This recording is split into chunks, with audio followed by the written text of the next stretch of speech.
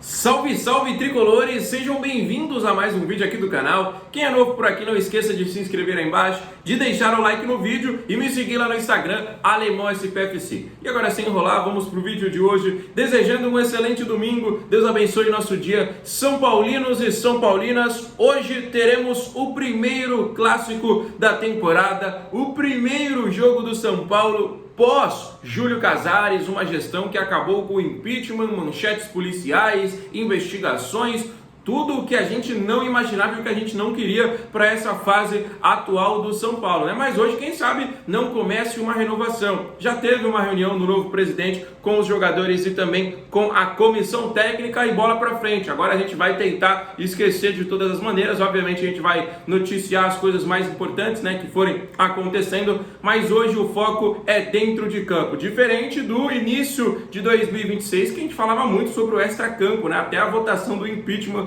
ter de fato acontecido. Mas hoje, 4 horas da tarde, teremos São Paulo, teremos Corinthians, um clássico lá na Neoquímica Arena, equipes que estão duelando aí também fora de campo, uma informação que a gente vai tratar daqui a pouquinho com vocês. O São Paulo vem de vitória contra a equipe do São Bernardo no estádio do Morumbi, né? Uma vitória sofrida, choveu demais, mas o Luciano esteve lá para decidir o jogo, sempre ele, né? Mais uma vez marcando o primeiro gol do São Paulo na temporada. E para questão de números, que muita gente fala, mas só faz gol contra time pequeno, nada disso. Luciano é gol em clássico, é gol em mata-mata. 65% dos gols que o Luciano fez com a camisa do São Paulo, que são mais de 100, tiveram impacto direto no resultado. Seja gol para abrir o placar, seja gol de vitória, seja gol para empatar o jogo para o tricolor paulista. Então é um jogador extremamente decisivo que a gente conta e muito para a partida de hoje. A gente conta também com o retorno do Caleri, né? O Caleri que voltou na última partida, ficou no banco, entrou no decorrer do jogo, né? Mas é um jogador que impõe respeito do adversário, é um jogador que já marcou lá na Neoquímica Arena. Então hoje é um jogo extremamente importante.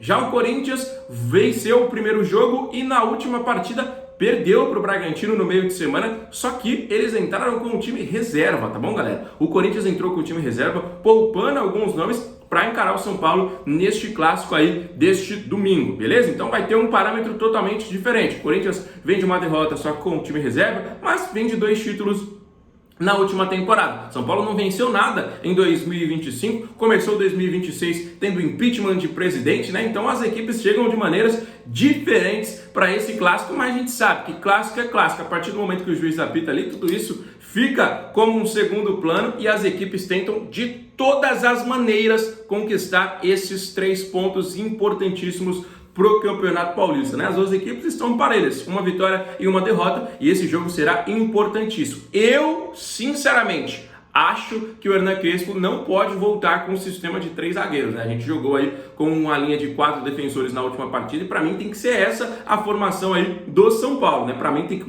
manter, tem que continuar e a gente pode ir com tudo para cima do Corinthians para buscar essa vitória importante. É um clássico? É fora de casa? Sim, mas a gente sabe, né, que o São Paulo tem aí uma capacidade de ir buscar esse resultado. Agora, com esse peso livre, né, a gente tirou esse peso das costas, né, falava, o Júlio Casares, né, o São Paulo tá pressionado por conta do presidente, não sei o quê, mas agora não tem esse peso, né, agora a gente já tem uma nova gestão e, mano, bola pra frente. Vamos falar aí do futuro. Vamos falar do que a gente falou agora há pouco, né?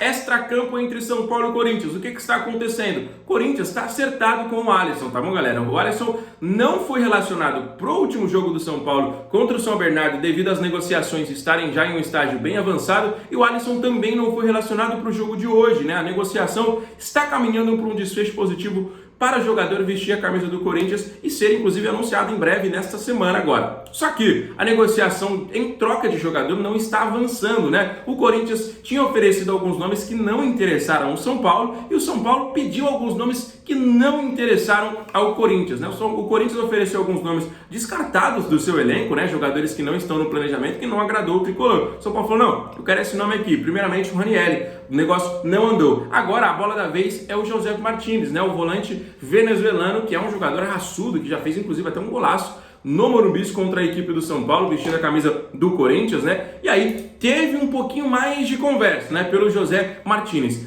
Alisson e José têm características diferentes. O Alisson é um jogador que é um volante ali um pouquinho mais técnico, né? É um jogador que ele sabe o que fazer com a bola. Já o Martínez é aquele jogador pitbull ali no meio de campo, né? Aquele jogador que tem uma raça absurda, mas que não tem tanta técnica, né? Ele seria um primeiro volante.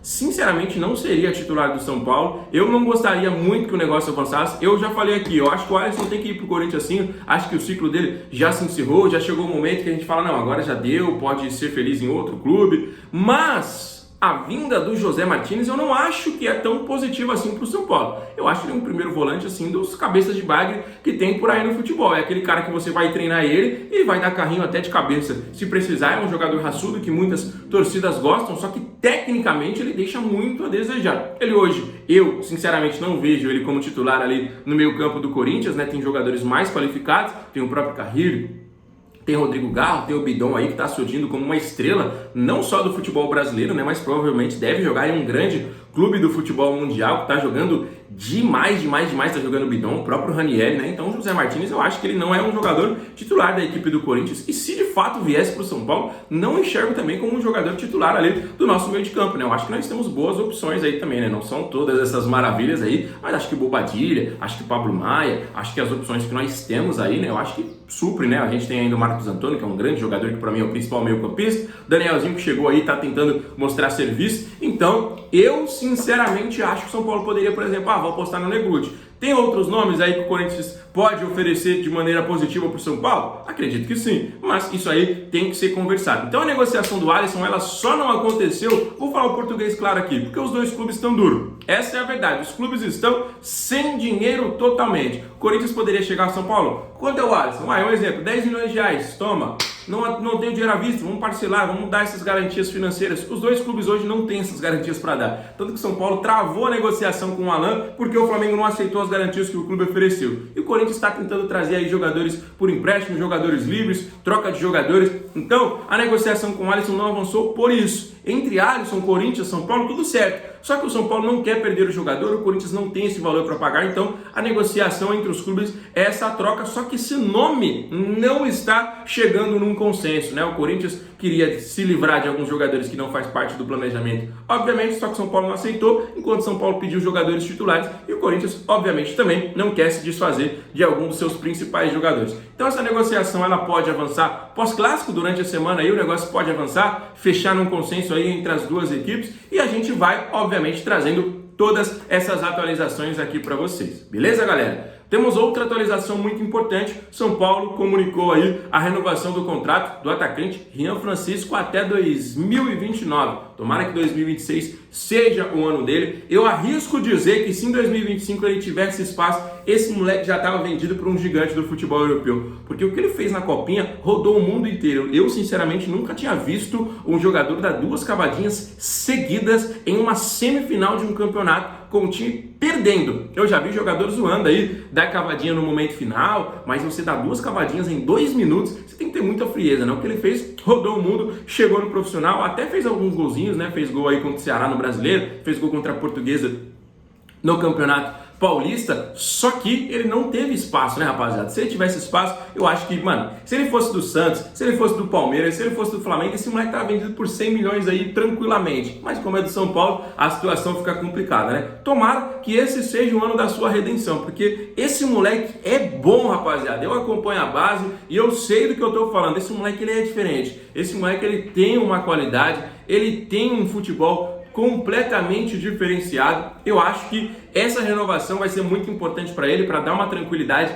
Ele ainda é muito jovem, ele ainda tem idade de copinha, né? Então ele pode surgir ainda muito bem no tricolor paulista. Tá voltando aí, né, no meio ali de fevereiro, mais ou menos, no comecinho de fevereiro, ele já pode estar à disposição. Então já vai ser um jogador aí para o nosso plantel. Vamos fortalecendo de acordo com as peças que a gente tem, né? São Paulo não contratou, mas a gente tem o retorno do Caleri. São Paulo não está contratando, mas vamos ter o retorno aí do Rian Francisco, né? Que são peças que a gente conta muito, né? Para o nosso elenco, para o nosso plantel de 2026. Beleza, rapaziada? Então, deixa aí nos comentários a sua opinião sobre a renovação do Rian Francisco e sua expectativa para o jogador nessa temporada de 2026, que ainda se inicia, né? E, obviamente, a gente não pode deixar de falar também da Copinha. São Paulo eliminou ontem a equipe do Red Bull Bragantino nos pênaltis. Foi sofrido, né? A gente saiu atrás do placar, foi buscar o empate e nas penalidades o São Paulo levou a melhor e se classifica para as quartas de final. Para mim, o São Paulo e Bragantino é tranquilamente as duas melhores equipes dessa competição. Estou acompanhando muitos jogos